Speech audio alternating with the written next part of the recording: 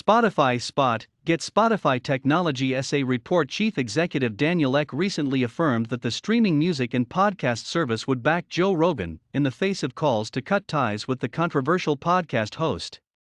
Rogan has taken flack for spreading misinformation about the COVID vaccines and giving airtime to conspiracy theorists.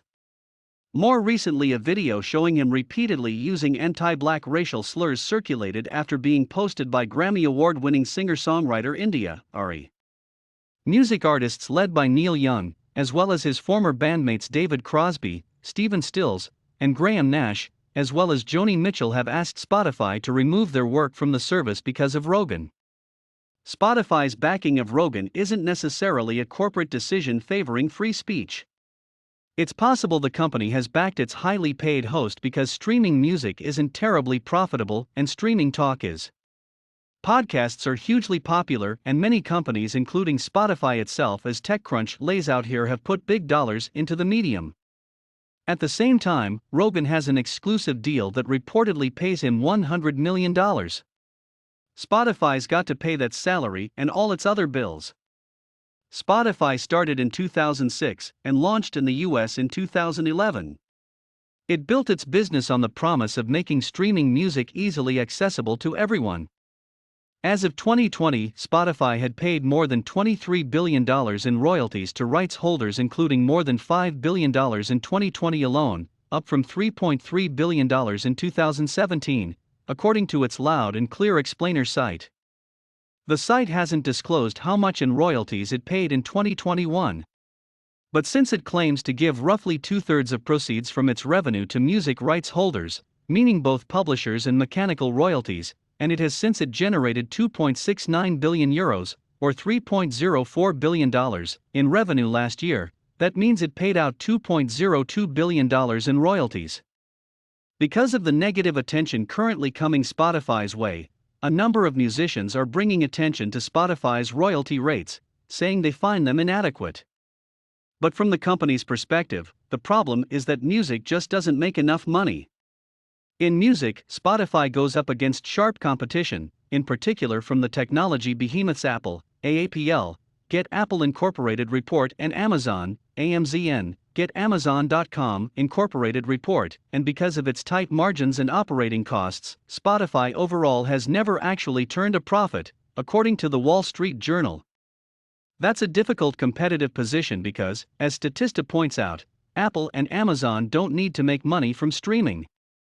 As user numbers rise and revenue subsequently increases, so do licensing fees and other costs, noted Statista in its analysis of the streaming industry. The firm concluded that the streaming business in its current state was inherently unprofitable, and that no current music subscription service can ever be profitable, even if they execute perfectly. For all of 2021, Spotify narrowed its net loss to €34 million, $38.8 million, or €1.03, $1.18 a share, from €581 million, or €3.1 a share, in 2020. Revenue for the year rose 23% to €9.67 billion, $11.05 billion, from €7.88 billion.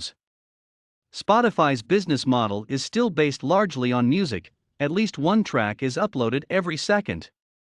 But with those thin profit margins, it's been investing heavily in podcasts. Spotify has been on a buying spree lately, purchasing outlets like the sports and entertainment website The Ringer, home to more than 30 popular podcasts, the podcasting networks Gimlet Media, Anchor FM and Parcast, and the live audio developer Betty Labs, which it used to create a live interactive audio experience, the Spotify Green Room. So far, the plan shows promise.